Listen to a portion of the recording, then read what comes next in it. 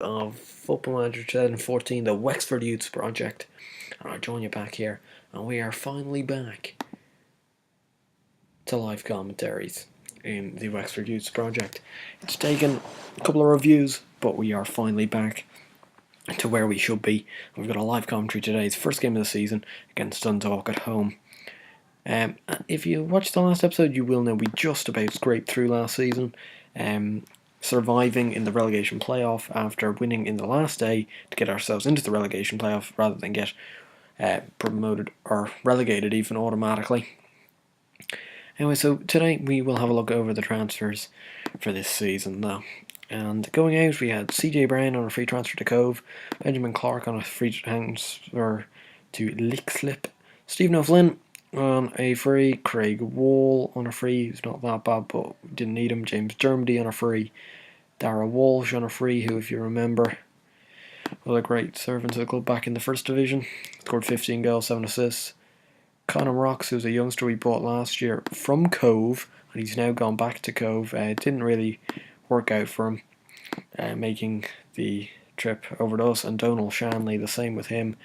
Would have liked to have kept hold of him actually. He wasn't that bad last year, but Bose came and snapped him up, and he didn't want to renew his contract.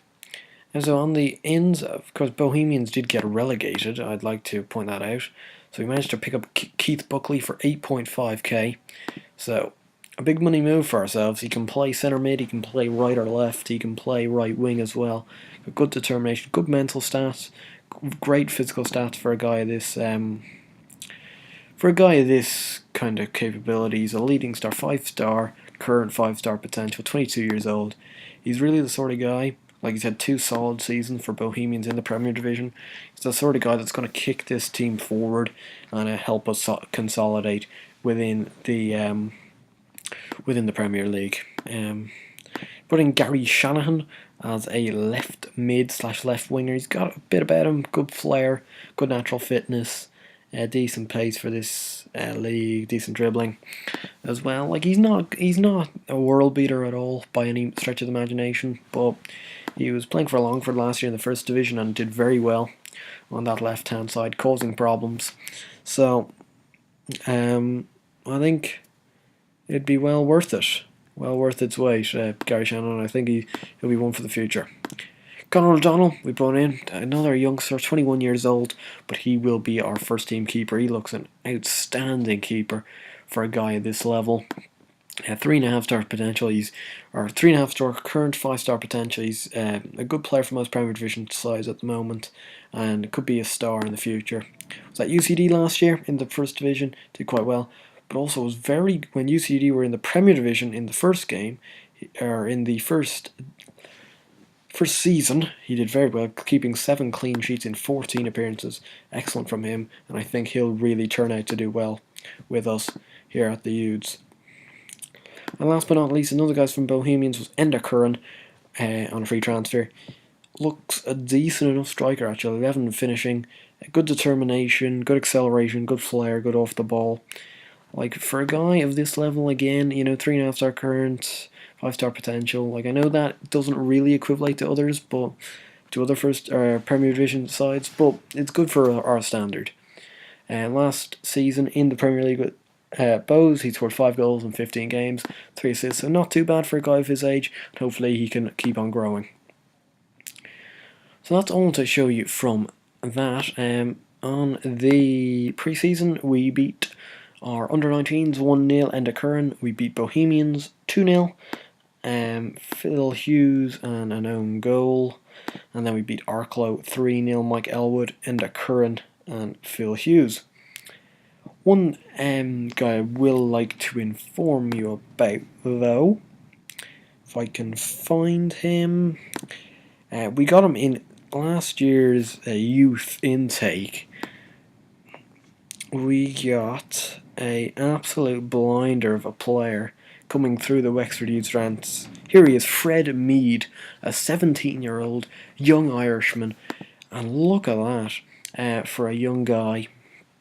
Capped at under 19 Ireland level. He's won by 3 clubs. These 3 clubs involve in include Dundee United, Hearts and Kilmarnock, all of the Scottish Premier League. He looks a real good player. And at this early age as well, didn't play a game last year, but I'll be integrating him into the side this year, despite him only being 17. I do have him wrapped up on a contract till the end of the year. Actually, let's see. No, he's only just recently signed a new deal, so he doesn't want to discuss new terms yet. But hopefully he will by the end of the season if he can help us propel forward. So I don't see any reason why we will not head into the game now. Got O'Donnell and goal, back for Coyne, Maloney, O'Connor and Nolan. Shanahan, Buckley, Hurley and Walsh with Curran and Hughes up front. We're actually going to put in Fred Mead for Hurley. Hurley's quite good, but Fred Mead, I really want to give him a go.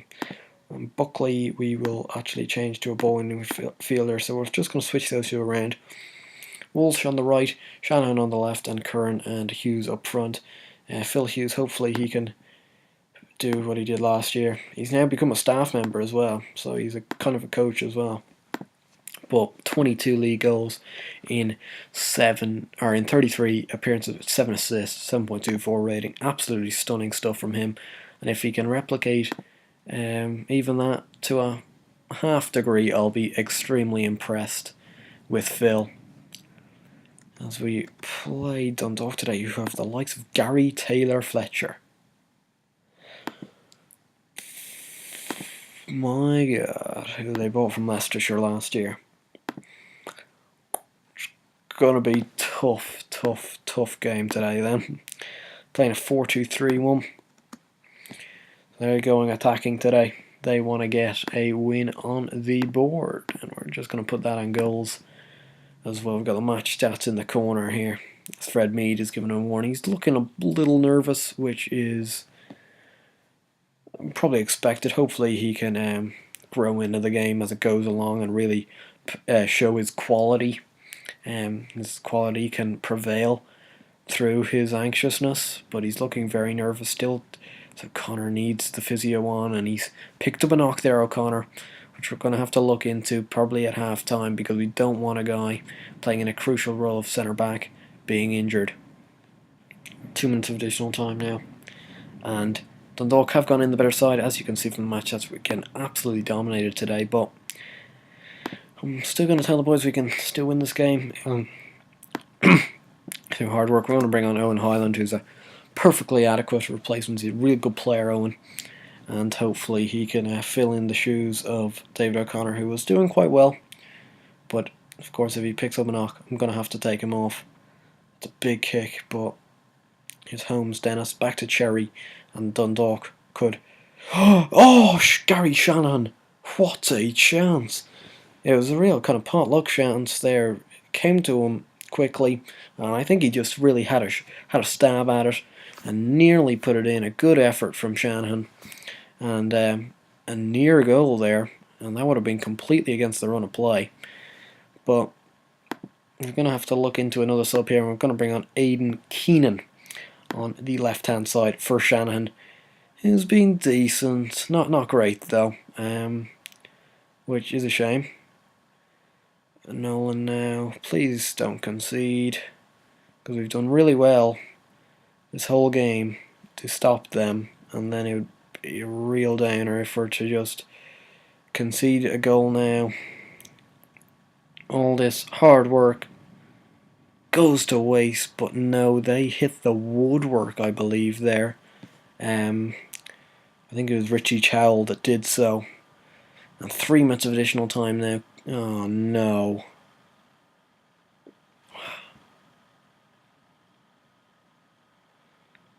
That is just typical. It really is. It's typical. I think it's Coyne with the error there. It's a poor error, but I know that really hurts. That really does hurt. Like, I know they deserve to win the game, but that really hurts. Yeah, I think it's Coyne and Buckley just fucking around with it. Graham Cummins steals in to give Dundalk the winner. What? What an annoyance that is. Coin. What is that? Gone out for a goal kick, and that's the end of the match. All our hard work. But we still gotta take it that, you know, like, we're not a big team still. Like, we're still a small team, really. But that's disappointing when you come so close. And David O'Connor's out for 6 to 8 days. So, next commentary will be in a while, because it's not going to be that close updates in this series. Going to be more spread out, so it'll be the Cork game away from home on the 4th of July. So I will see you guys back then. If you enjoyed this video, please give it a like and subscribe to the channel. I'll see you guys later.